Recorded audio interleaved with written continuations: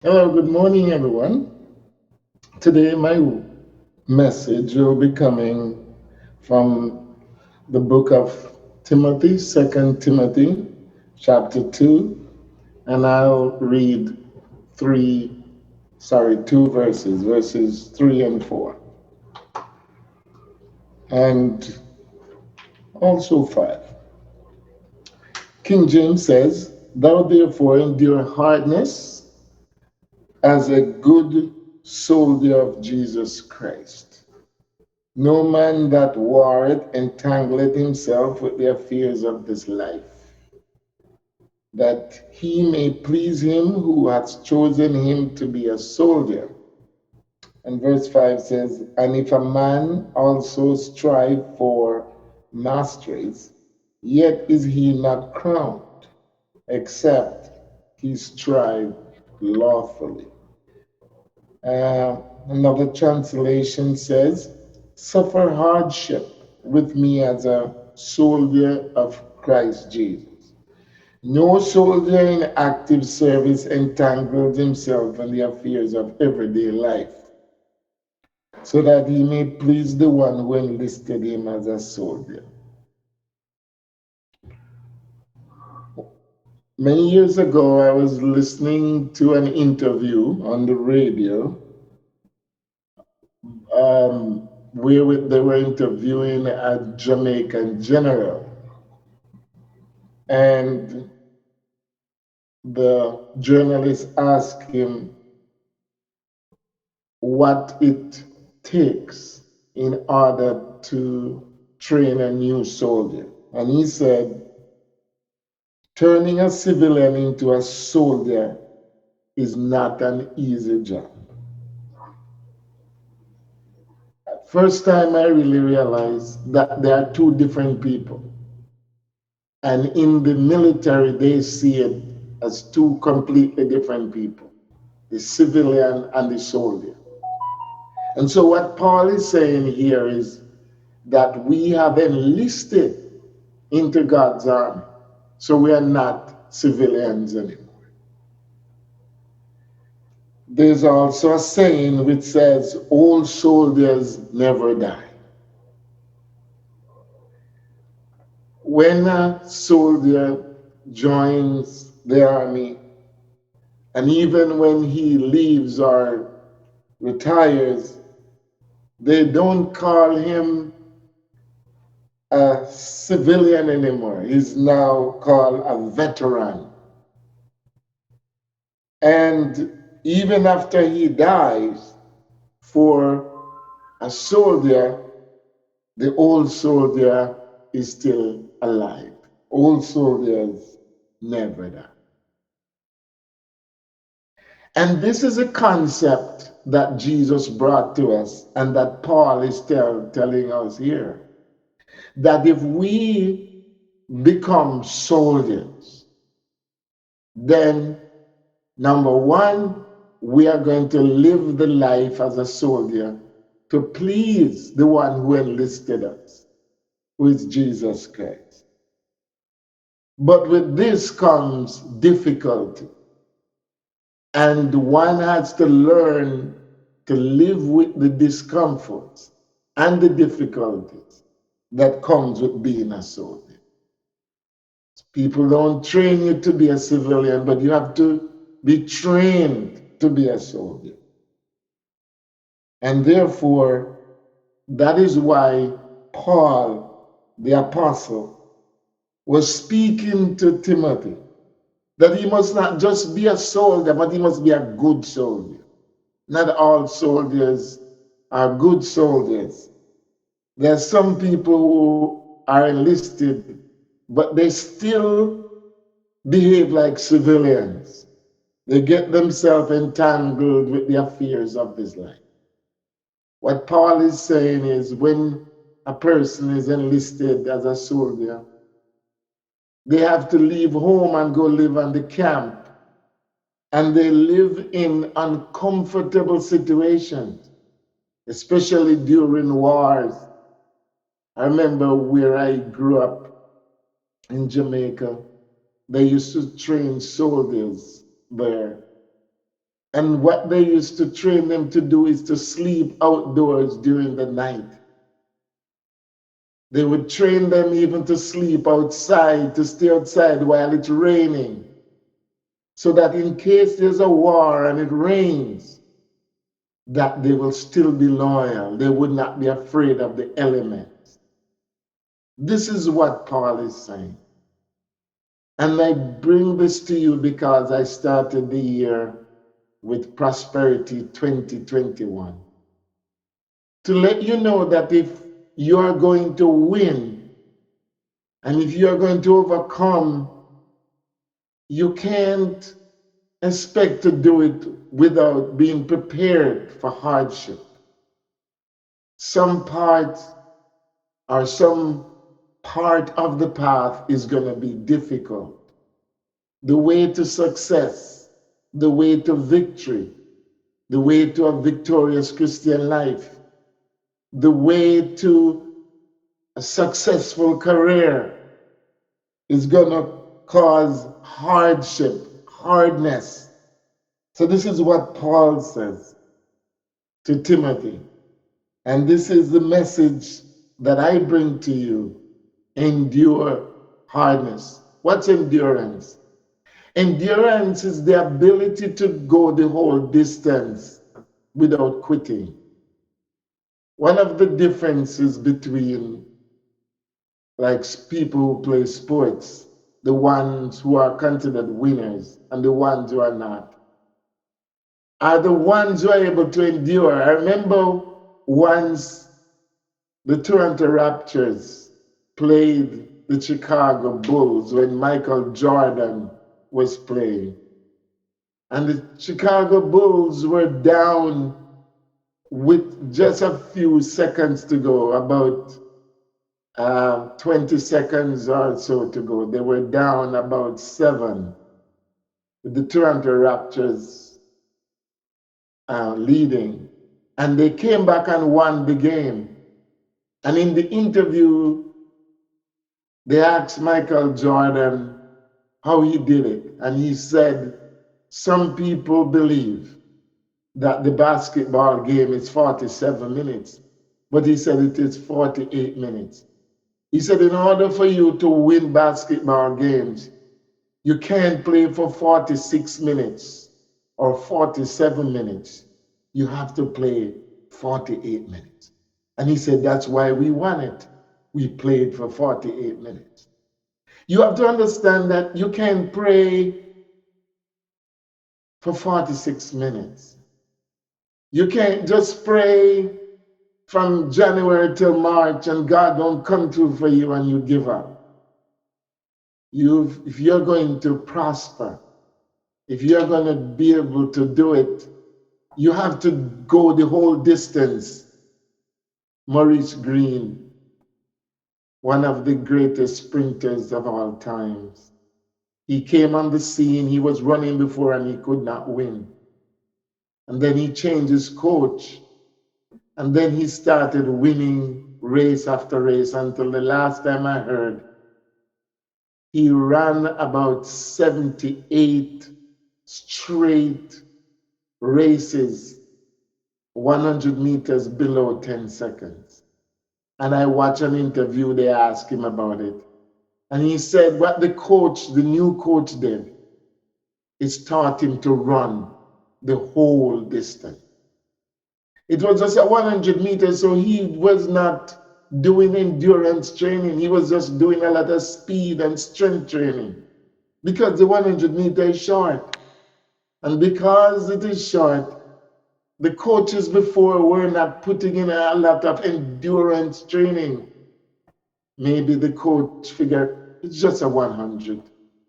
So he didn't spend time.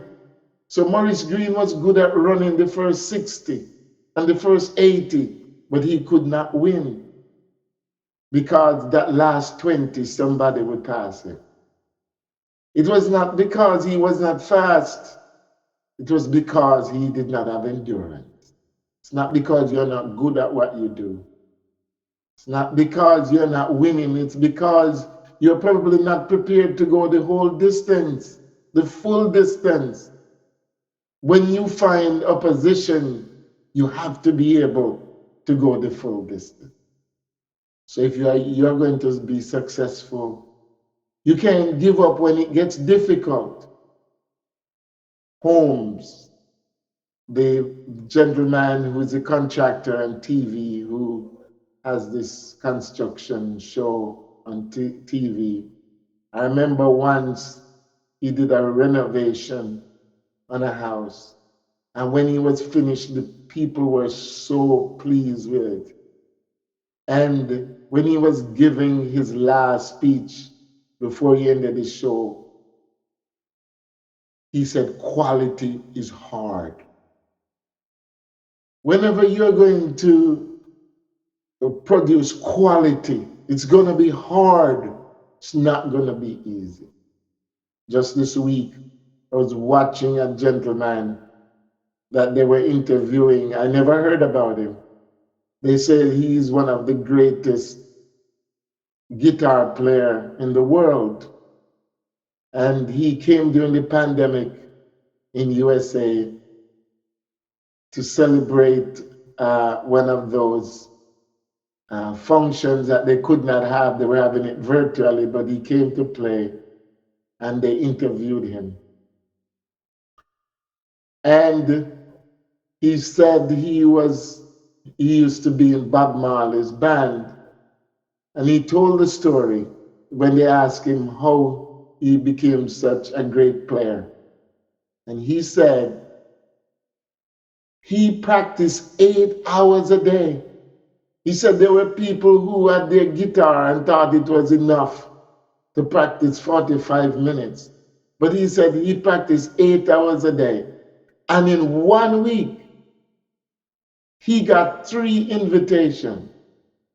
One from Bob Dylan, one from Bob Marley, and one from Stevie Wonder. And he didn't know which one to take. And he said, he asked his family, which one? And he said he was born in Jamaica. He left Jamaica when he was 2 years old. And his family said, since there is a Jamaican root, Bob Marley, take Bob Marley. And he said he called Stevie Wonder and said, I'm sorry. And they said, you really turned down Stevie Wonder? He said, yes. And Stevie Wonder said to him, if it doesn't work out, please call me. This is what happens when we endure hardness, hardship. We become somebody who is in high demand. When we quit, when it gets hard, then you are not in high demand. If we are going to have prosperity 2021, it's not going to come overnight. I know some of you are having it hard. Loneliness is hard. Right now, I'm having it hard. I just went through COVID, and that was hard. And I have other conditions. I have a procedure I'm going to have to do pretty soon. I have other issues from doing a full body scan. I realize I have things to fix in my body. So what happened? Am I going to quit? No. Whether or not I'm successful in the treatment of these things, whether or not I was successful in overcoming COVID, I had to endure as a good soldier. A good soldier will sleep under a tree and he doesn't complain. He boasts about it. I was uh, watching a documentary of a former US soldier. He was a SEAL. And he came on this show naked and afraid. And when they were talking to him, he said, I trained for this. I trained to be bitten by bugs. He was naked. Mosquitoes covered his body. And he was out there trying to win a competition. Flies, mosquitoes were biting him. And he was there with another person. And they were wondering, how do you do it? He said, I was a soldier. I learned to endure hardness. And all the things he went through when without food for days because they have to search for their own food, to find their own water. And yet, his mindset, it was difficult for him. There were many times when he thought of quitting, but his mindset is, I'm a soldier. I want you to get that mindset. I'm a soldier of Jesus Christ. I remember when I was a little boy in Jamaica. You know, in Jamaica, they don't say soldier. We have our own dialect. We have our own way of saying things. We say soldier. Solja or GA, whichever. And I remember as a child, whenever I'm doing something and I was struggling, somebody would say, you're a soldier, man. Come on, man, you're a soldier. Come on, man, you're a soldier. And that's what I want to say to you. Come on, you're a soldier of Christ. You're not a civilian anymore. This is what Paul is saying. You're not a civilian anymore. You've joined the army of Jesus Christ. As the songwriter says, onward, Christian soldier, marching us to war with the cross of Jesus going on before. From victory unto victory his army shall he lead, till every foe is vanquished, and Christ is Lord indeed. We are enlisted to please him. The American soldiers, we see them all the time. They are not in Iraqi uniform. They are not in UK uniform. They are in the American uniform. They wear it proudly. They have American weapons. They drive the American vehicles. They fly the American jets. That's what we have to do. We have to wear the Jesus garment, the holy garment, the garment of Christ. We have to take on the whole armor of God, not our own. An American soldier take on the whole armor of America. Everything that America has, America give their soldiers the best weapon. Every country does that. They give their soldier the very best. They give their soldiers the very best weapons. God has given you the best weapon. That's why Paul says, you must put on. Having it and not wearing it won't protect you. He said, put on the helmet of salvation. You protect your head, protect your mind. Your mind will play tricks on you. And he said, put on the breastplate of righteousness. You have to protect the vital organs. The breastplate was a vest that they put on to protect your heart and lungs and the kidneys and all the vital organs. And he went on and said that you must wear the belt of truth. The belt was to keep up their clothes from falling off them. And he said, put on the shoes, the military boot. Military boot, he said, with the preparation of the gospel of Christ. In other words, you have to be prepared to walk through some very terrible terrain. Regular shoes can't walk in those places. Soldiers have steel boots. The bottom, the toes and the bottom of the boot is made of steel. That means if they step on something, it won't run through the shoe. If they butt their toes, they won't hurt their foot. Some of them even have steel on the top or steel all around. It's encaged in a steel, and if something fall on top of their foot, that they won't get crushed because they need their feet to run. So we have to not just have the armor, we have it, but Paul says wear it. That's what he means when he said put it on. He means wear it. When you have it on, you identify who you are. When you have it, you are prepared. And those are defensive weapons. Then he talk about the sword of the Spirit. The sword is what you use actually as an offensive weapon. All the others are to protect. The shield of faith is the one that is movable, that you hold in one hand and you use it to block fiery darts. They used to fire arrows at soldiers with fire burning on the tip. That's why he called it fiery dart. They would fire it in the chariot to burn up the chariot. They would fire it in the camp to burn down the camp. He said, you must be able to put out the fire, the devil's fire. Devil will come at you to burn you down, to burn down your camp, to burn down your life. It's not going to be easy. And that's why Paul says, endure hardness. Not just as a soldier, but be a good soldier. Be a soldier that you can win the Purple Heart. You know, when a soldier do something great, the commander-in-chief always reward them with something unique, something special. This is what you must do, knowing that Jesus will reward you if you're a good soldier. It's not enough to just be a Christian. You must be a good Christian. That's what Paul was saying to Timothy. Be a good Christian. And lastly,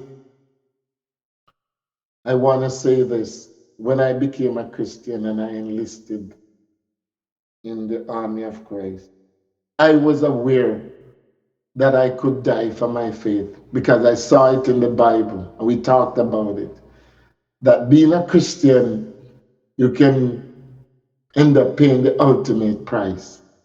But when I entered the ministry, when I answered the call to the ministry, I realized I was now more exposed. It was now far more difficult. I was not just an ordinary soldier now. I was now at the front line. And God is calling some of you to be at the front line. But if you are at the front, you have to be an example for those who are following. If you are at the front, you have to be brave. They put the bravest people at the front because they are the ones who will face the fire.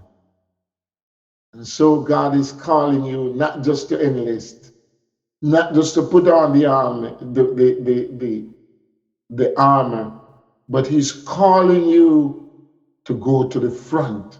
Some of you are lingering at the back. You're comfortable there. You're afraid of dying.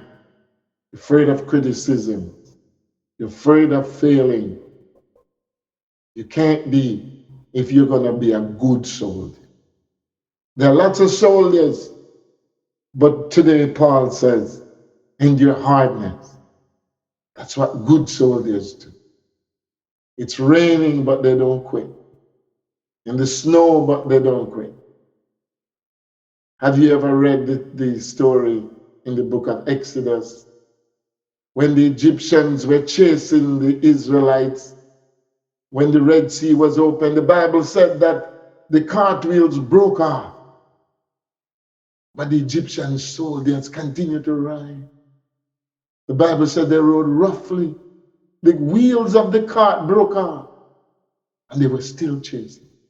Because Egypt taught them to be good soldiers. One of the reasons God chose Moses was because Moses was a part of that army. Moses was a part of the Egyptian military before he ran away and escaped. Moses went through that type of training. That's why when God called him, God knew that he had received military training. He was not supposed to quit when it gets hard. So sometimes we only criticize the Egyptians because they were acting in disobedience. But one thing we need to learn from them, the Bible said, when the cartwheels broke off, they rode. The walls of water were on both sides, but they were riding through it. They didn't stop.